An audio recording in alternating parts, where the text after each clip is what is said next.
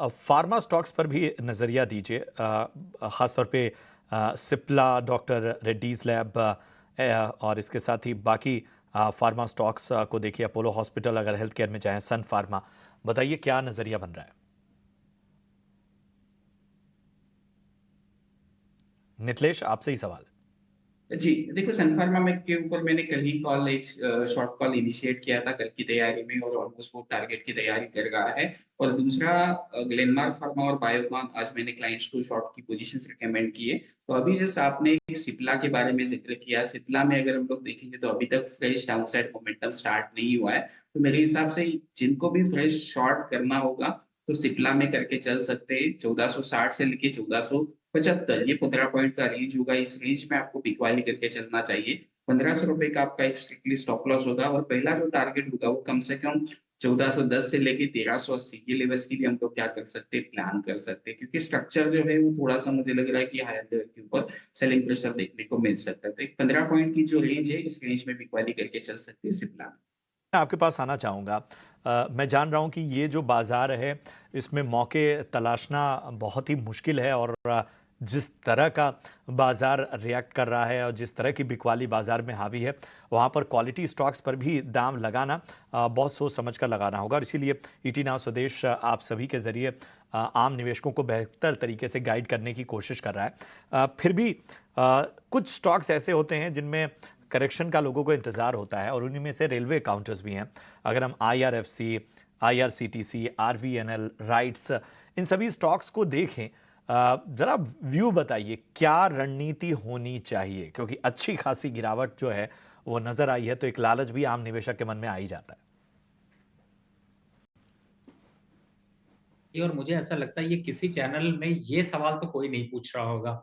देखिए, जब मार्केट में सब गिर रहा है, तब आपको पैनिक है और तब अच्छे इन्वेस्टर्स जो हैं वो मौका ढूँढते हैं। और अगर आप मुझसे पूछिए तो मैं अभी भी यहाँ पर 50 ऐसे स्टॉक्स जो है वो रिकमेंड कर सकता हूँ, जिनमें क्योंकि आपको टर्न अराउंड स्टोरी की तरफ ध्यान देना है। ये जो टेम्परेरी जो गिरावट दिखती है, ये एक मौका होता है और इसी मौके पे चौका लगाना होता है जो आपका ये प्रोग्राम है। अब होता क्या है कि जब ऐसे गिरावट होती है ना, मैं एक बहुत सिंपल सी थ्योरी फॉलो करता हूँ। जब हर पान वाला बोलना शुरू कर दे, हमारे टाइम पे स्टोरी होती है, जब पान वाला बोलना शुरू कर दे कि मार्केट चढ़ रहा है तो समझो बुरे दिन आ गए हैं, और जब वो बोलना शुरू कर दे मार्केट अब बहुत गिरेगा तो भी बुरे दिन आ गए, मतलब वापस रिवर्ट होने के चांसेस बढ़ जाएंगे। अब आपने बहुत इंपॉर्टेंट बात कही। देखिए, इस मौके को दूसरे नजरिए से देखिए। आप इस नजरिए से मत देखिए कि आपका जो पोर्टफोलियो में अभी नुकसान आ रहा है या आपने खरीदा था वो आज यहां पर आ गए। मौका है, दोबारा मिलने के चांसेस नहीं होंगे, लेकिन थोड़ा-थोड़ा स्ट्रैटेजी को डिवाइड करिए, स्ट्रैटेजी में फाइट करिए। अब आपने राइट्स की बात करी, रेलटेल की बात कर लूँ, इरकॉन, आरवीएनएल, आईआरएफसी, टेक्स रेल, जेडब्ल्यूएल, इन सबको लोग जो आज यहाँ पर 8 से 10% के करेक्शन देखने को मिल रहे हैं, भाई क्यों सोच रहे हो? ये आपके लिए एक लॉटरी का मौका है कि आप जहाँ पर आप हायर बाइंग करने की सोच रहे थे, वहाँ पर अब आपको फिर से मौका मिल रहा है। और मैं इसीलिए आपके कई प्रोग्राम में पीछे मैं 1 महीने से यही रिकमेंड कर रहा था कि 20-20% खरीदने का स्ट्रैटेजी बनाइए। मतलब 5% गिरता है, 20% एंट्री ज़रूर करिए, बिल्कुल बिना सोचे समझे। 7% आज, 8% आज ज़्यादातर रेलवे स्टॉक्स गिरे हुए हैं। This is the right time कि आप यहाँ पर 20 से 30% पोजीशन क्रिएट कर रहे हो। ₹100 लगाना है, ₹20 जरूर लगाइए। एवरेज करना है तो थोड़ा सा एवरेज करिए। मतलब अगर आपके पास 100 शेयर हैं तो आप 15 शेयर खरीद लीजिए, बिल्कुल। 15 शेयर और फिर खरीदेंगे तो इस टाइम ये सही टाइम है जो कि आपको मौका दे रहा है। तो मुझे लगता है आप इन समय राइट्स की बात करें, देखिए कोई ट्रेंड डाउन नहीं आया राइट्स में, आपको वापस से 600 है 580 तक जाएगा, वापस अपसाइड में 680 और 720 के लेवल देखने को मिलेंगे। बिल्कुल। रेलटेल 350 के पास है, इसमें अपवर्ड मोमेंटम आएगा। 370 और 80 के रेट दिखाई देंगे, 320 तक अभी खरीदारी करनी है। और आईआरएफसी तो 127 120 तक तो पहले भी ये था कि एक प्रॉफिट बुकिंग आएगी, अब खरीदारी शुरू कर लीजिए। ₹100 के नीचे तो है नहीं। टैक्स रेल ₹90 पे मिल रहा है, बहुत बढ़िया है।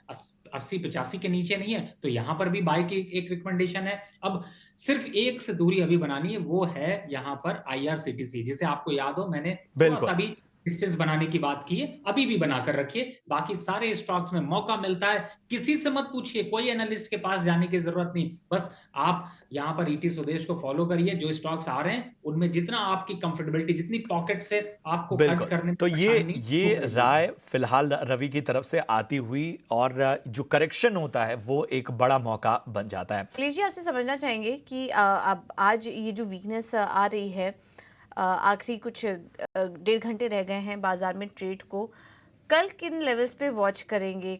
थोड़ी बहुत रिकवरी आ सकती है या फिर करेक्शन और गहरा सकता है यहाँ से?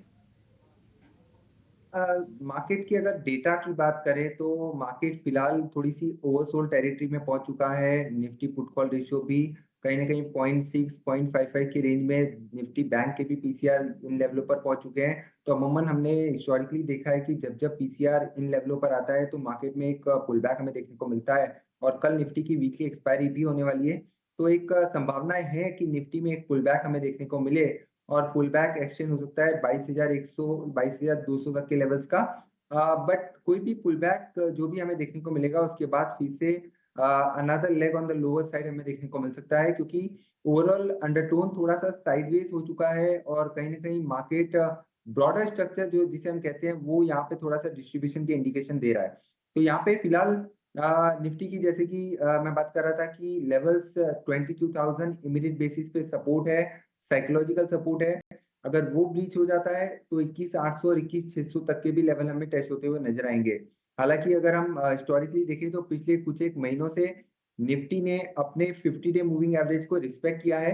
अगर वैसा संभव होता है तो 21,900 का एक इम्पोर्टेंट सपोर्ट है, वहाँ पर नज़र होगी। उसके बाद ही यहाँ पे एक सेल ट्रेड इनिशिएट होता हुआ नज़र आएगा निफ्टी में।